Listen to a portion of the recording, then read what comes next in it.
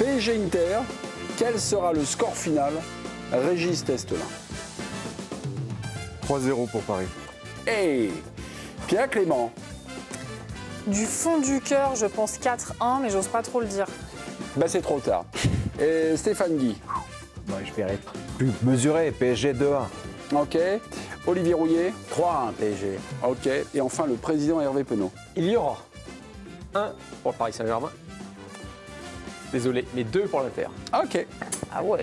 Régis Testelin vient de nous donner le pronostic 3-0, un score net et sans appel, un score qui nous plaît, qui nous intrigue. Et je vais faire une confidence à nos téléspectateurs. J'ai demandé ce matin à nos chroniqueurs d'imaginer, on va dire, le scénario de cette finale compte tenu des forces, des faiblesses, de la connaissance que vous avez. Et je vous ai dit, racontez-moi cette finale avant la finale.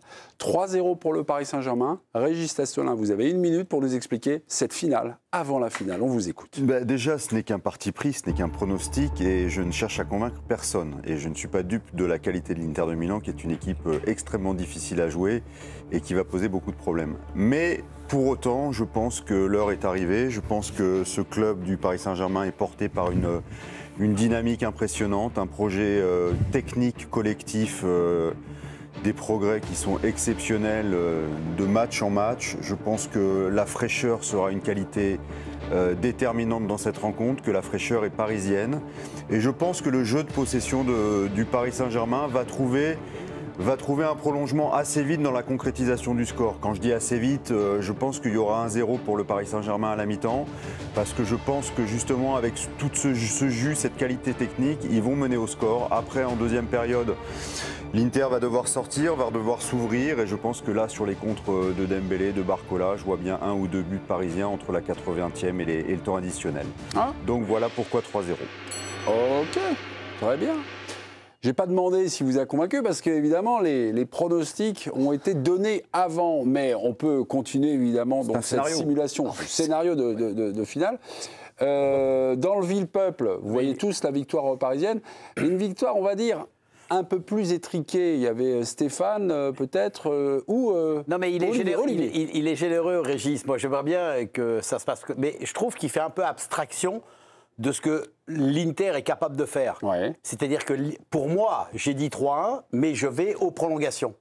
C'est parce que j'ai le sentiment, sincèrement, que l'Inter décidera d'accepter la possession de balle du Paris Saint-Germain. On sait que c'est quand même une de leurs grandes qualités, même si menant 2-0, 2 fois en demi-finale, ils se sont fait rattraper par Barcelone, mais c'est Barcelone. Ouais. Mais en tout cas, ils vont accepter d'être certainement sous la menace des Parisiens. Mais il y a une telle capacité de combativité, d'organisation tactique défensive de la part de l'Inter.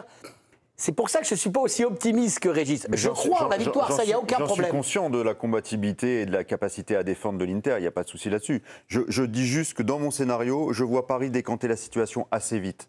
Voilà. Parce que je trouve que... Parce que je les sens portés par un truc, parce que je pense que c'est le moment, mais c'est très intuitif. Oui, mais j'entends bien. C'est pas du technico-tactique sur le rapport de force. Mais là-dessus, on est tous d'accord, on connaît tous à peu près ce qui se passe entre les deux équipes. C'est juste de l'intuitif, c'est tout. Non, mais j'entends bien, mais je peux te répondre exact. C'est pour ça que je suis un petit peu moins optimiste que toi, oui, bien sûr. Parce qu'il y a une grande qualité en face, que l'Inter a démontré quand même en demi-finale, malgré ce qu'on a pu vivre et ce que cette deuxième demi-finale retour historique, mais quand même, cette équipe, elle a cette faculté à défendre, de résister, d'être intelligente. Et on a vu comment et ce qu'ils ont fait dans la deuxième. Alors c'est pour ça que je suis moins optimiste que toi. Oui, vous avez presque plus d'arguments pour l'Inter que pour Paris Saint-Germain. Mais une ouverture du score des Parisiens peut entraîner une succession de buts aussi en contre-attaque. Régis, silence, vous avez eu votre moment de grâce, 1 minute comme ça en direct live. Attendez, l'anti-France, le vainqueur de l'Inter, là, silence, on va vous faire parler. Bien sûr. Il y avait un argument ou quelque chose de commun, mais pas le même score, avec vous Stéphane, parce qu'au début de 5 minutes pour convaincre, il y a quelque chose, je vous cite comme ça de tête, le moment est venu, le climat, il y a quelque chose. Alors, c'est pas tellement le scénario du match, mais c'est le climat. On n'a jamais senti ça à ce point à Paris, ça c'est vrai. Alors c'est vrai que peut-être que c'est parce que c'est une vision très, très pour le coup franco-française, qu'on est entouré partout de gens qui veulent y croire, qui veulent nous faire partager leur enthousiasme, etc. Donc on est tous un peu contaminés par ça. Ouais. Mais il y a une sérénité. En tout cas, c'est une saison qui se déroule dans la sérénité. Il n'y a pas eu, encore une fois, d'affaires extrasportives au Paris Saint-Germain. Il y a une montée en puissance régulière.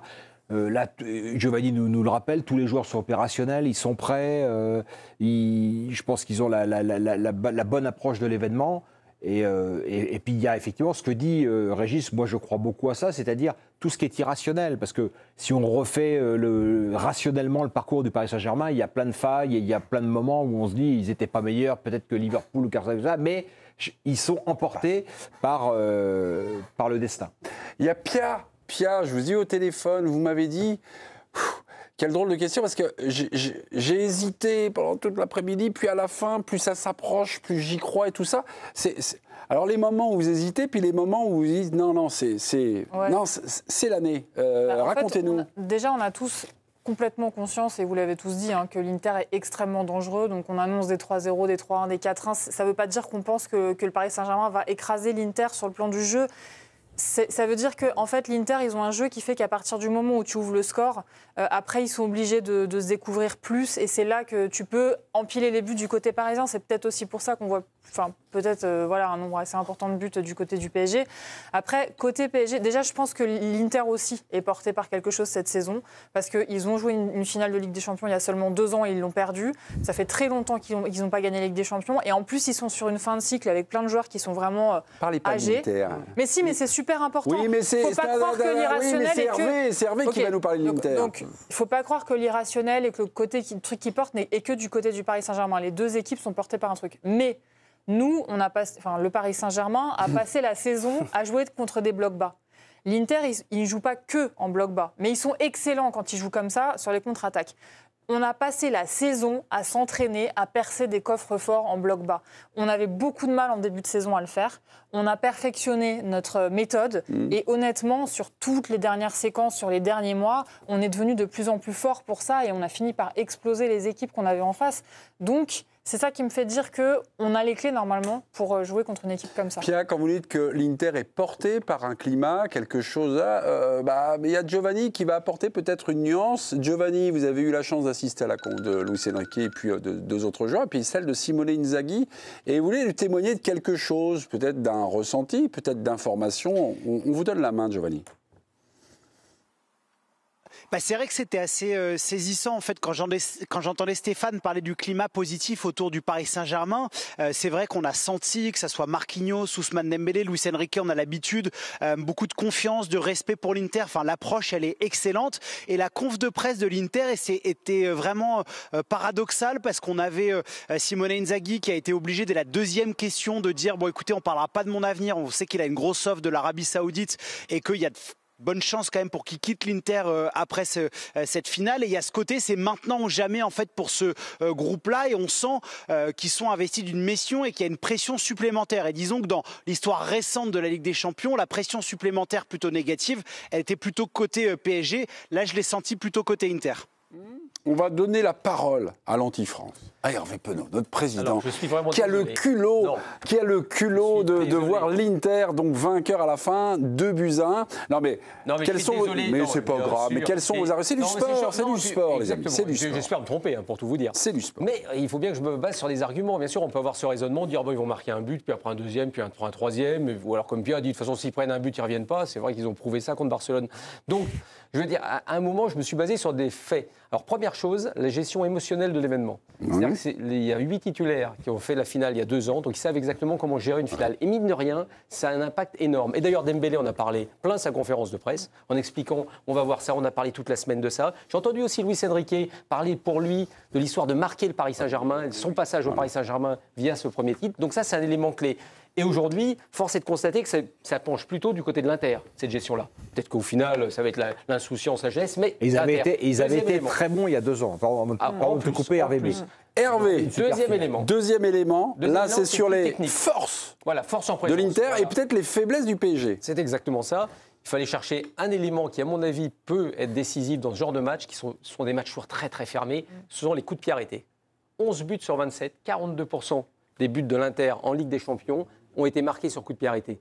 Donc ça sous-entend quand même, c'est une force incroyable de ce côté-là. Et on sait qu'au Paris Saint-Germain, c'est l'une des faiblesses du Paris Saint-Germain. On l'avait même vu contre Arsenal en demi-finale, les problèmes qu'il y avait pu avoir, alors qu'il n'y avait pas Gabriel à l'époque. Gabriel était blessé. Donc je me dis, avec leurs joueurs, il y en a à peu près 4-5 qui tournent autour d'1m90, hein, les Dumfries, les Cherby, etc., Thuram et compagnie. Et de l'autre côté, du côté du Paris Saint-Germain, il y a une moyenne de taille qui est quand même beaucoup plus très inférieur, avec par exemple un Marquinhos qui a 1m83, 84. Et ça peut être un élément clé. Donc s'il faut se baser sur des trucs un peu précis, je me suis dit, c'est pour ça que je penche plus du côté de l'Inter. J'espère absolument me tromper. Regardez ce que vous étiez en train de dire. Alors si la taille moyenne des joueurs du 10 du Paris Saint-Germain, j'accepte Donnarumma et Sommer, parce que Donnarumma est beaucoup plus grand, 1m96 pour Gianluigi Donnarumma. Mais sur on va dire, le 5 majeur, les 5 joueurs les plus grands de l'Inter, les 5 joueurs les plus grands du Paris Saint-Germain, en effet, il y a un avantage de taille côté Inter, avec la spécificité, leur habileté donc à concrétiser leurs coups de pied arrêtés. Les coups de pied arrêtés en finale. Oui. Parce qu'en championnat, c'est pas. Mais les coups de pied arrêtés en finale de Ligue des Champions, on est bien placé pour le savoir, parce que la tête de Bolé, on en parle, mais il y a beaucoup de buts qui sont marqués sur ces phases de jeu précises. Alors, c'est peut-être pas romantique, c'est peut-être pas le spectacle le plus incroyable, mais c'est payant. Et l'erreur qu'on fait trop, je trouve, nous, Français, c'est de dire que c'est une équipe défensive. Et on se focalise là-dessus, ce qui n'est pas vrai. Ils ont mis 7 buts au Barça, quand même. Ils en ont pris 6, certes. Pour une équipe défensive, ils ont pris 6 buts, mais c'est une équipe qui marque aussi beaucoup de buts, qui n'est pas une équipe qui attend que son destin se présente.